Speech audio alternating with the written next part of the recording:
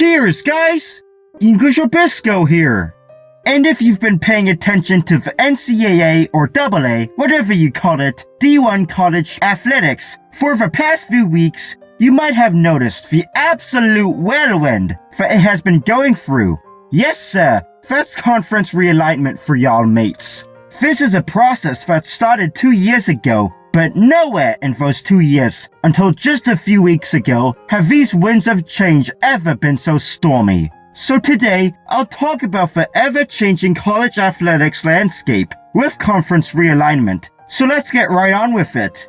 So first of all, I'm gonna start my video with some definitions. For those who aren't familiar with NCAA D1 college sports, let me fill y'all in. We have the Power 5 conferences as they stand of this video, and as the upcoming 2023-24 academic year, they are the Big 10, the Pac-12, the Southeastern Conference, or the SEC, the Atlantic Coast Conference, or the AACC, and the Big 12.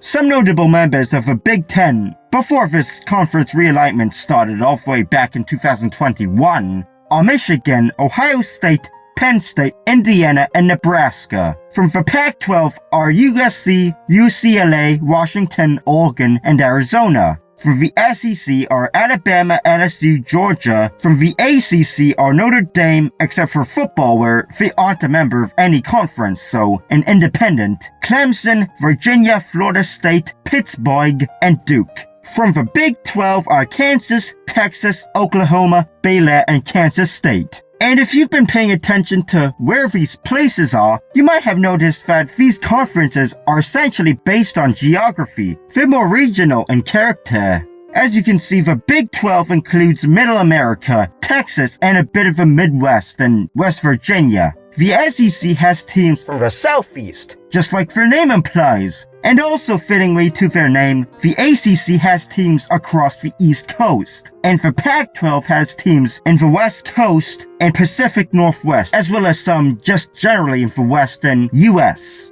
And the Big 10 has traditionally been a Midwestern conference, with the exception of Penn State joining in 1990 and Rutgers and Maryland in 2014. This was long after the conference was originally founded back in 1896. So, let's break down the timeline of this recent conference realignment. I guess you can say it all started 2 years ago, in the summer of 2021. So in July of that year, rumors swirled around Big 12 members, Texas and Oklahoma, the two largest in terms of athletic revenue, leaving for the SEC. All this speculation was published in ESPN, The Athletic, and other sources. And Texas and OU responded by saying that they would not address all this speculation, basically neither confirming nor denying what they were doing. But sure enough, on July 27th of 2021, Oklahoma and Texas petitioned the SEC to invite them into the conference,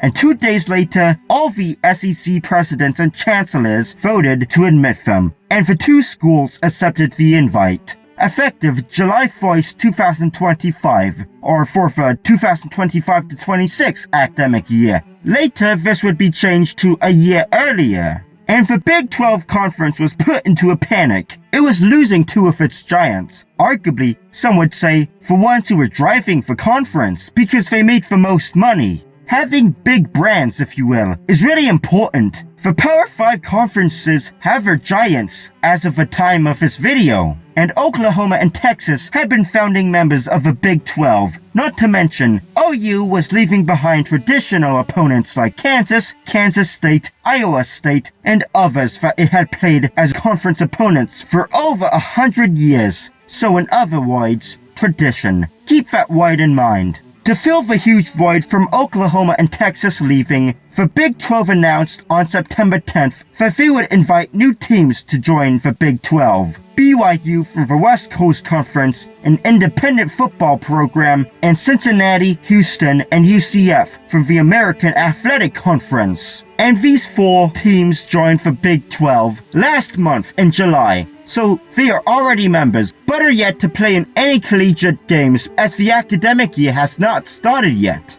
Now, none of these were nearly as big as Texas and Oklahoma, and they were not from a Power 5 conference. But perhaps this wasn't a bad choice. BYU has a solid football program, it is a one-time national championship, and is decently close to Salt Lake City, which is a decently sized media market. Cincinnati also has a similar media market size, a decent basketball program, and also a solid football program. I mean, they made it to the playoffs in 2021. And Houston expands the football recruiting over to Texas. Not to mention, it's one of the biggest cities in the country, the 7th largest media market out there. It has a decent football program and a great basketball program, making it to the Sweet 16 multiple times in recent years, to the Elite 8 twice in the last 5, and got to the Final Four in 2021. And UCF brings in football recruiting from Florida and also brings in Orlando, which is a pretty major city, I guess. For Cincinnati and Houston, this would be a return to a major conference. Both had been members of major conferences at one point in their history. And that was the only major conference realignment news that happened that year, and things seemed to cool off for a while. But an alliance was created by the Big Ten, Pac-12, and ACC on August 24th, a month after the UT and OU news, and no doubt a reaction to that. And things remained relatively calm for about a year, until, seemingly out of nowhere, Pac-12 members USC and UCLA announced that they would leave the conference to join the Big Ten for the 2024-25 academic year. Yeah, sounds like the Big Ten stabbed the Pac-12 in the back. Geographically and traditionally, this makes absolutely no sense. Again, the Big Ten is basically the major conference of the Midwest. The closest school to the two LA ones is the University of Nebraska in Lincoln. That's around 1,500 miles away, across 2 time zones. And don't get me started with Rutgers all the way in New Jersey, nearly 2,800 miles away. This would mean that the Big Ten will spread across all time zones in the contiguous 48 US states. That's a 3-hour difference. So imagine if UCLA plays Penn State at home in Los Angeles, and the game starts at 8 p.m. LA time. All the fans, not to mention the athletes themselves, will have to play a game that starts at 11 p.m. in State College in Pennsylvania. And further breaking with tradition, USC and UCLA have been in the Pac-12, or at least what became the Pac-12, since the 1920s. Anyways, yeah, it looked like the Big Ten was trying to lure Notre Dame into joining. With their rivals, Michigan, Purdue, Northwestern, and Michigan State already there, adding USC was a bit of a cherry on top.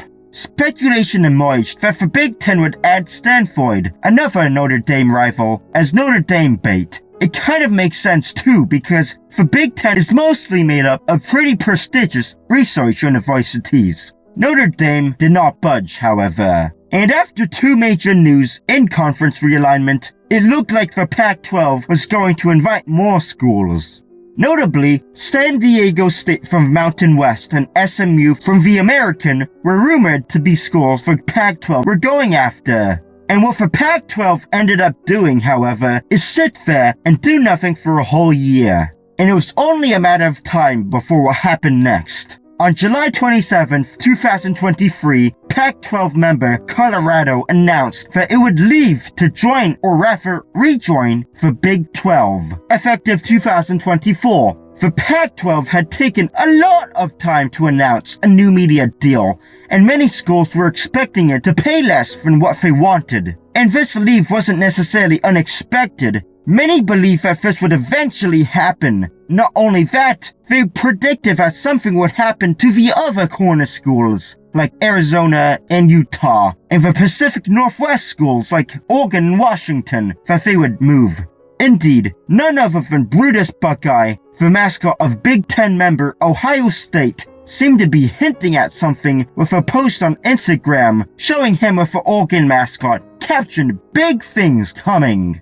Just when you think it wouldn't get any crazier, the Pac-12 went through an absolute roller coaster on August 4th, so less than 2 weeks ago. It looked like Oregon and Washington would be leaving for the Big Ten, but then it looked like the Pac-12 would survive after all with a grant of rights agreement. But that fell through when it couldn't satisfy everyone. And on the same day, Washington and Oregon announced they would be leaving the Pac-12 to join the Big Ten effective 2024. And hours later, Utah, Arizona, and Arizona State announced that they would leave to join the Big 12 the same year in 2024. So, the Pac-12 had essentially lost 5 members in a single day, and 6 in a week. I don't think anything this bad has happened to a conference before. And after this coming academic year is over, the 2023-24 year, the Pac-12 will be down to 4 members: California, Stanford, Oregon State, and Washington State.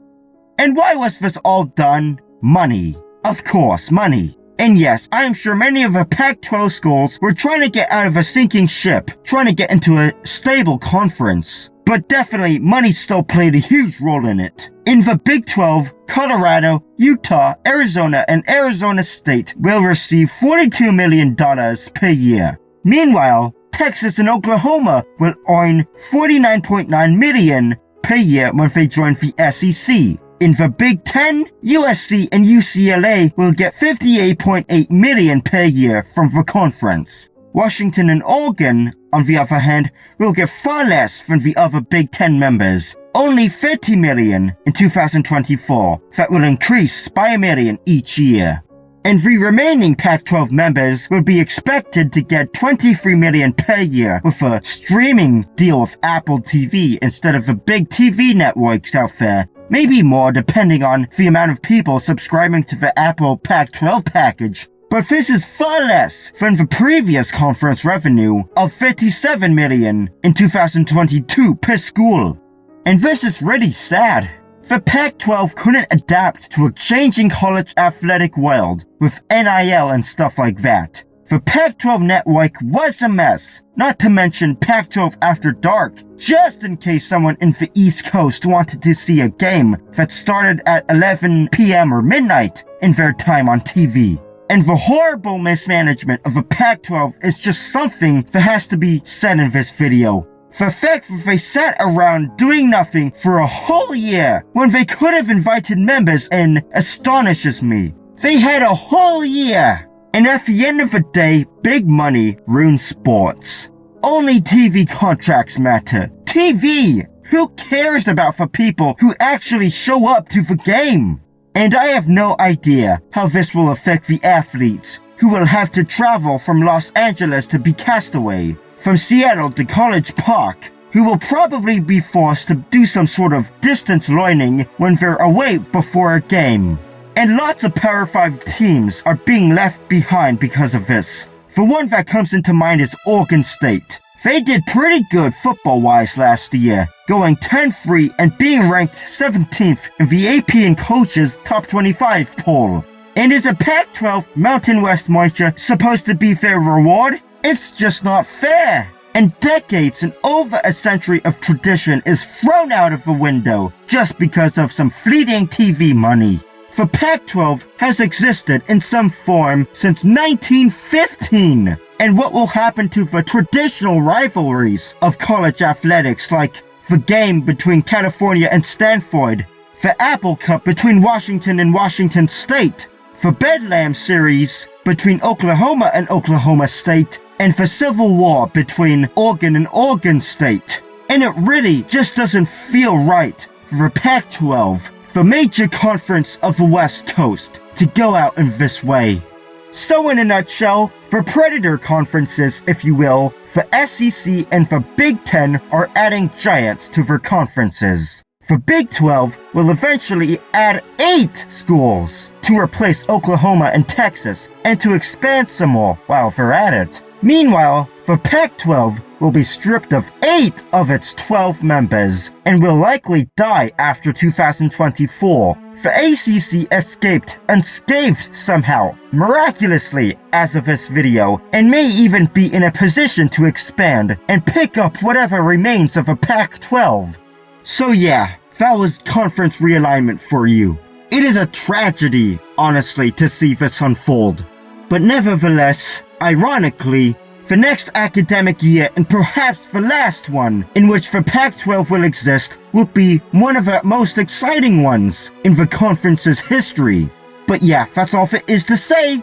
Bye now!